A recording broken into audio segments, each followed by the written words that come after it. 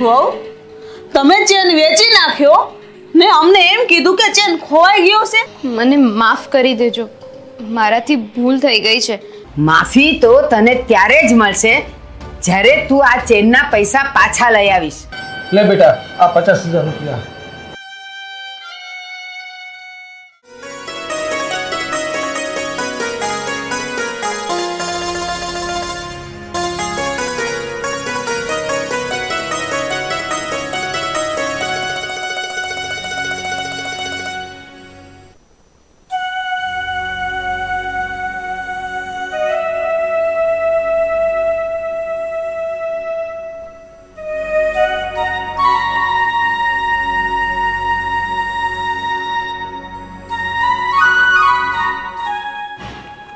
લો બા, આ 50,000 રૂપિયા.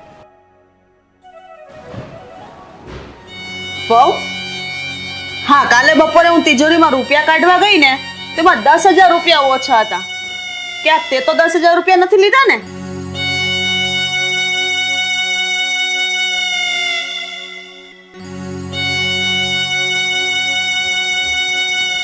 નહીં મમ્મી, મેં પૈસા નથી લીધા.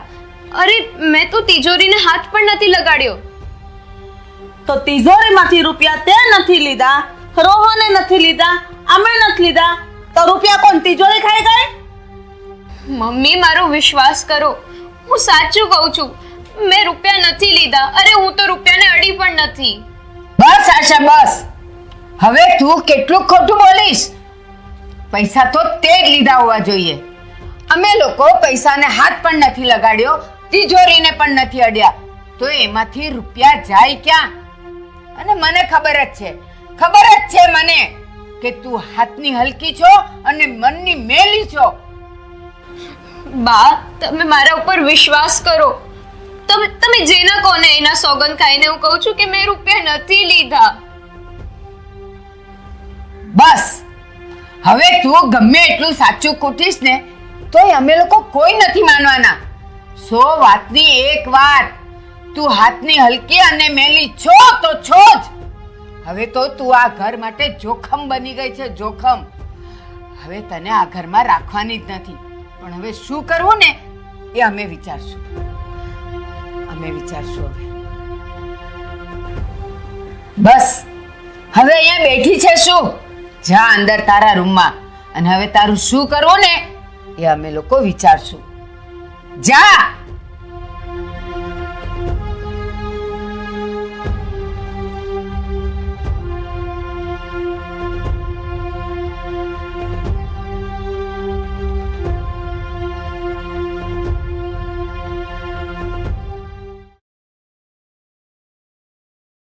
કઈ ટીમમાં પૈસા નાખું? ભારતમાં નાખું. ધોની.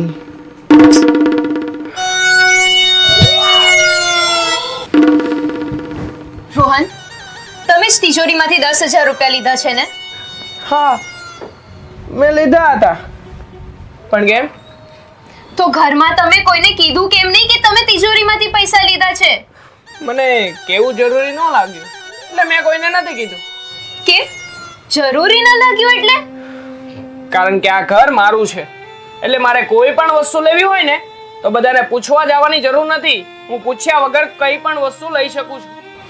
હા, તમે પૂછ્યા વગર કોઈ પણ વસ્તુ લઈ શકો છો, પણ તમે ઘરમાં કોઈને રૂપિયાવાળી વાત નહીં કરીને એટલે બધા મારા ઉપર આરોપ મૂકે છે. જો આશા, એ તો હું બધાને સમજાવી દઈશ પછી. શું કહી દેશો તમે? ચલો અત્યારે જ ઊભા થાઓ અને બધાને કહી દો કે રૂપિયા તમે લીધા છે. જો આશા, મેં તને કીધું ને, હું પછી બધાને કહી દઈશ અને સમજાવી દઈશ હું બધાને. તમે કઈ જ નહીં કહો, મને ખબર છે તમારા પેટમાં પાપ છે. જો આશા, તું હવે વધારે પડતું બોલી રહી છે. મેં તને કીધું ને, હું સમજાવી દઈશ. વધારે પડતું હવે તમે કરી રહ્યા છો. તમારે કારણે મારે બધું ભોગવવું પડે છે. હવે ઘરવાળા મને આ ઘરમાંથી કાઢી મૂકશે. જો આશા, તું જેવું વિચારે છે ને એવું કંઈ જ નહીં બને. હું છું ને તારી સાથે. એવું જ બનશે. હવે આ લોકો મને ઘરની બહાર કાઢી મૂકશે અને હવે તો હું પણ અહીંયા નથી રહેવા માંગતી.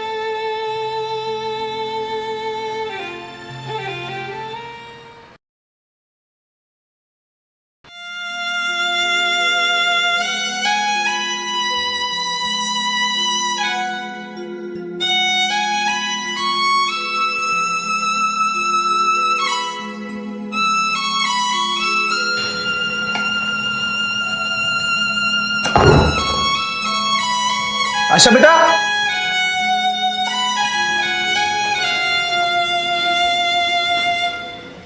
પપ્પા તમે અહીં હું તને તેડવા આવ્યો છું.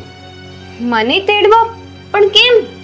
ગઈકાલે તારા ગઢા સાસુનો ફોન આવ્યો હતો અને ઈ કે તમારી દીકરી હાથની હલકી છે અને મનની મેલી છે. પહેલા સોનાની ચેન વેચી નાખી અને હવે 10,000 રૂપિયાની ઘરમાં ચોરી કરી. ના પપ્પા, મેં ચોરી નથી કરી, મેં રૂપિયા નથી લીધા. બેટા, તારે સફાઈ આપવાની જરૂર નથી. મને મારા લોહી ઉપર વિશ્વાસ છે. પણ બેટા, તારી ઉપર આવા હાલ લગાડે હવે હું સહન નહીં કરું. હવે હું નહીં ચલાવી લઉં. તું કપડાં ભર. તારે હવે અહીંયા નથી રહેવાનું. પપ્પા, આનો કોઈ બીજો રસ્તો નથી? બેટા, તારી સામે જૂઠા આરોપોના મોટા પહાડ મૂકી દીધા છે આ લોકોએ, અને એ પહાડોને ચીરીને આગળ જવાનો કોઈ રસ્તો નથી. બેટા, તારે હવે અહીંથી પાછું વળવું જ પડશે. તારે હવે અહીં નથી રહેવાનું. તું કપડાનો ઠેલો ભર.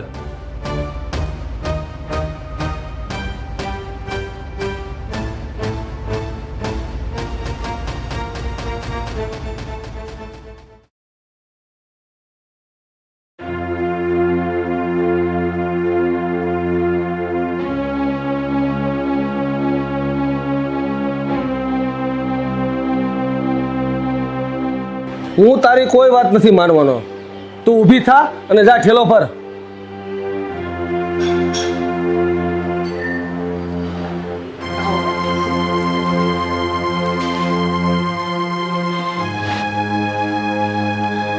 જય શ્રી કૃષ્ણ.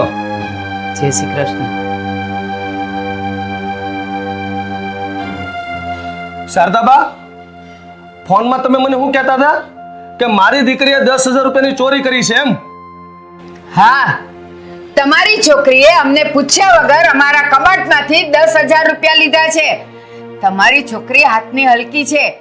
મારી દીકરી હાથની હલકી નથી, પણ તમારો છોકરો છે હાથનો હલકો. પપ્પા રેવા દો ને, કઈ નથી કેવું.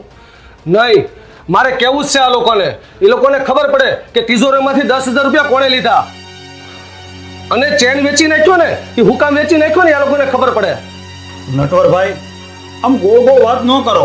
તમારે જે કેવું હોય ને એ ચોખ્ખું કહો તો અમને ખબર પડે.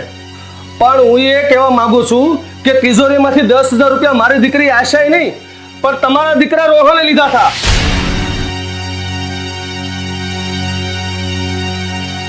આશાએ જે સોનાનો ચેન વેચી નાખ્યો હતો ને, એ પણ તમારા દીકરા રોહનના કહેવાથી જ વેચી નાખ્યો હતો.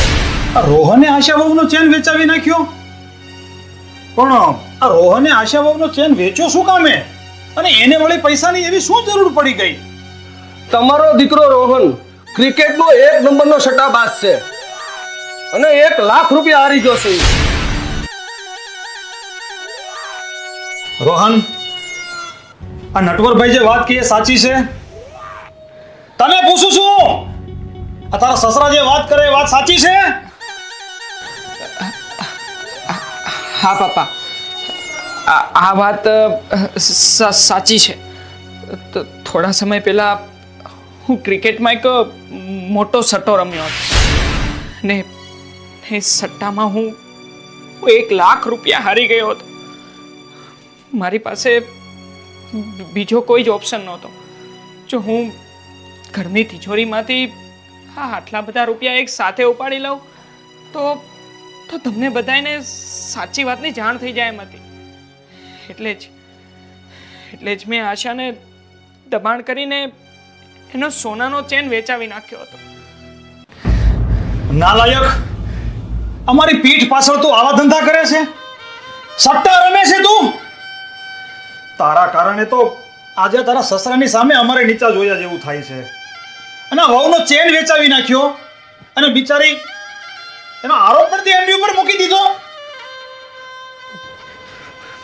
પપ્પા મને માફ કરી દો. મારાથી બહુ મોટી ભૂલ થઈ ગઈ છે. પણ હું તમને બધાને હવે વચન આપું છું કે આજ પછી હું આવું ક્યારેય નહીં કરું. બા, જોઈ લીધું ને તમે બધાએ? મને તો વિશ્વાસ જ હતો કે આશા નિર્દોષ જ છે. આજે આ નાલાયકના કારણે આપણે આ નટવરભાઈને મોઢું દેખાડા જેવા નથી રહ્યા. બેટા આશા, અમને તો આ બધી વાતની જાણ જ નહોતી, એટલે અજાણતામાં જ મેં તારી સાથે કેવું વર્તન કર્યું, તને ન બોલવાના વેણ કીધા. હવે મને એનો બહુ પસ્તાવો થાય છે બેટા, બહુ પસ્તાવો થાય છે. બા, તમે તો આ ઘરના વડીલ છો, મારા મોટી માં જેવા છો. તમારે માફી નહીં માંગવાની હોય. અને બા, જે થયું ને એ બધું ભૂલી જાઓ. નટવરભાઈ, અમે જાણે અજાણે તમારી દીકરીને ગુનેગાર સમજી બેઠા. અમારી આ બધાની ભૂલ વતી હું તમારી પાસે માફી માંગુ છું. ના ના મનસુખભાઈ, આ બધું તો જિંદગીમાં હાલ્યા કરે, અને સમયસર જો એનો રસ્તો થઈ જાય ને એ જ મહત્વનું છે.